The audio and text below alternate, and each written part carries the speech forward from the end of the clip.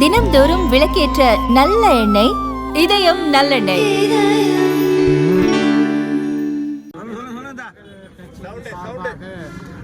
இரண்டு கோரிக்கைகளை முன்வைத்து மதுரையில் கடந்த ஜூலை 6 ஒரு மாபெரும் பேரணி நடத்தினோம்.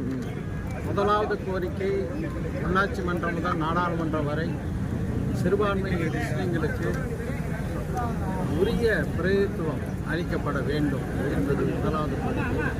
இரண்டாவது கோரிக்கை வக்ஃபு திருத்த சட்டம் அது முற்றிலுமாக நிராகரிக்கப்பட வேண்டும் என்பது இரண்டாவது கோரிக்கை.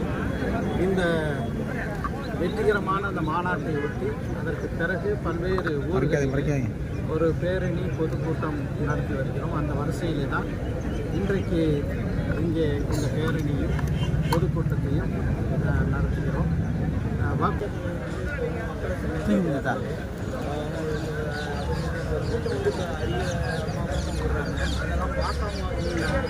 அவரை விட அதிகமாக வடிவேலுக்கு கடந்த காலங்களில் கூட்டம் கூடியிருக்கிறது. வடிவேலு வெற்றி பெறுகிறது.